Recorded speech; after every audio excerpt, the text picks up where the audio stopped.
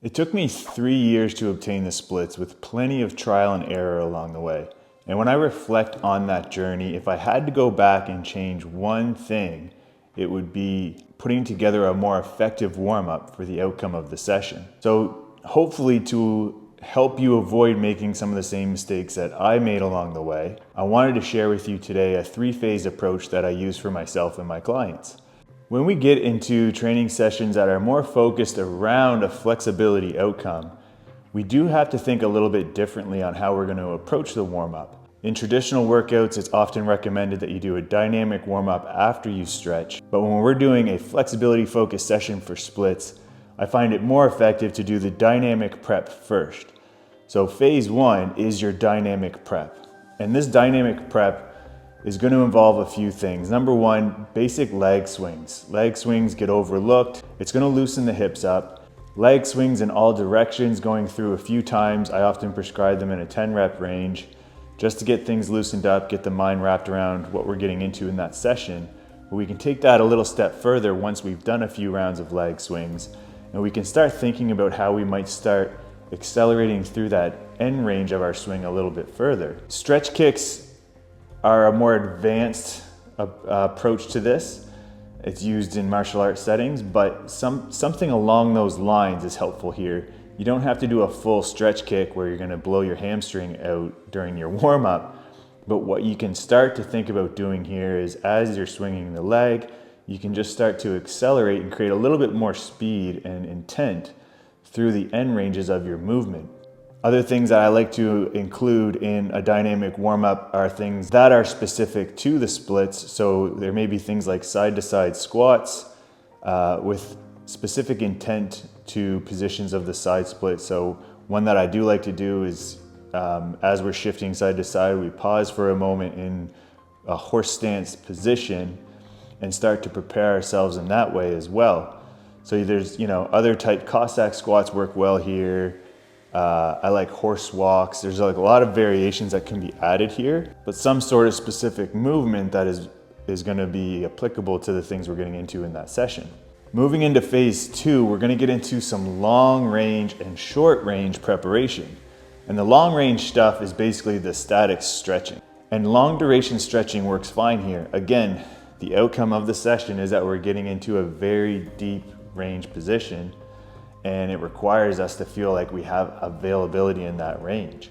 You can't overstretch really in your split warm-ups. So you could look at something in a 2 to 4 minute window where we are doing some PNF type strategies and contracting, relaxing a little deeper. Spending our time getting open into our best range of motion is going to be the best protocol here. Now paired with that, the short range work, we're basically thinking about closing angle exercises around the hips that are specific to the splits. So things like standing scale variations, where we're just holding the leg out to the side, holding the leg in various positions to get the hips warmed up for the split positions. These short range exercises often get overlooked, and they're the muscles that are actually splitting the legs and moving you into these positions. Also like static kick holds. So like a standing side kick is one that I really like because it accentuates more of an internally rotated position at the hip. These can be programmed in a variety of ways, and sometimes they have to be progressed to the level of the person that's doing the exercise. So you could be looking at 10 rep ranges, longer static holds in a 30-second window with that leg, a combination of both depending on where you're at. These can also be looked at as a good benchmark for your split. Phase 3, now this is where we get into some specific qualities that may be individualized to what you need to specifically work on. Some kind of specific quality to the splits that is measurable, and sometimes this is where we need to put more of our focus in preparation for splits. So if you're a beginner, phase 3 might actually be the sum of your workout. But essentially here, this is your opportunity to address some weaknesses.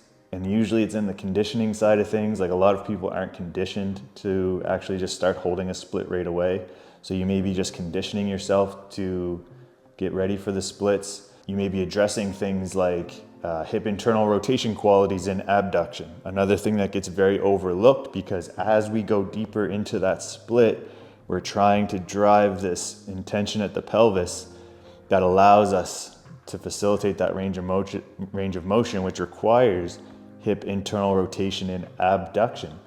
So phase 3 is an opportunity for you to start tackling these things.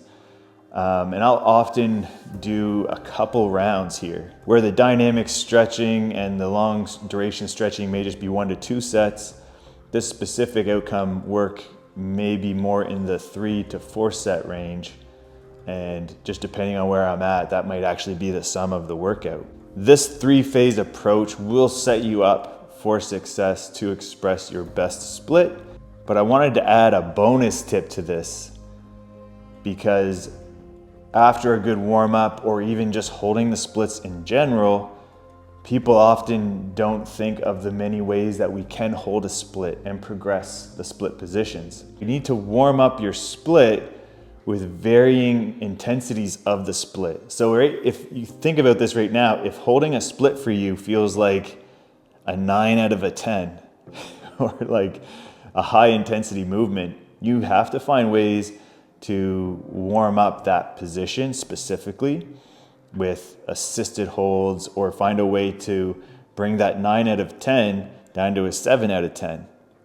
So this is something to consider if you are a beginner trying to use those lower level positions for the split, maybe where you just need to be for a little while before going into hands-free movements and sliding down into your splits. At some stage, that may actually become your warm-up, where you just progressively warm up the split position, assisted to unassisted to eccentric, maybe even over split if you're going for that big Van Damme.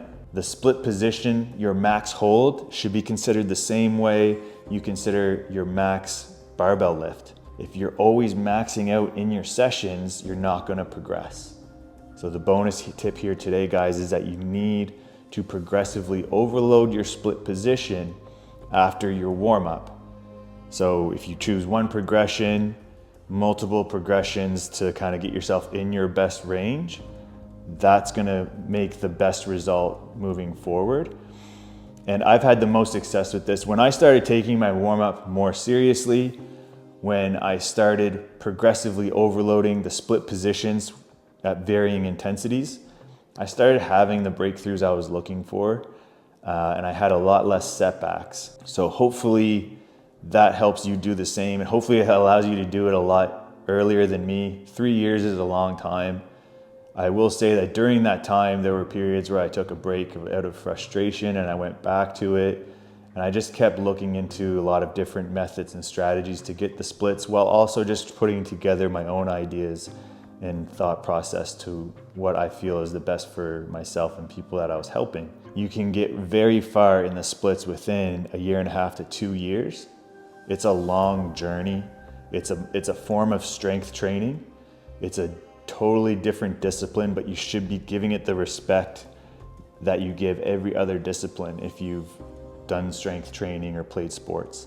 And when you do that and you change the mindset, that's when progress will start happening. I have helped a lot of people obtain their splits with my Practical Guide to Splits program. This provides you with all the tools you need to build strength and flexibility in your splits, and it's available on the monthly membership. This includes access to the training app and coaching support. So hopefully these strategies will help you. If you have any questions, comments, drop those in the bottom. Like and share this, and let me know what you maybe want to see next. And of course, subscribe if you aren't subscribed, and I'll see you next time.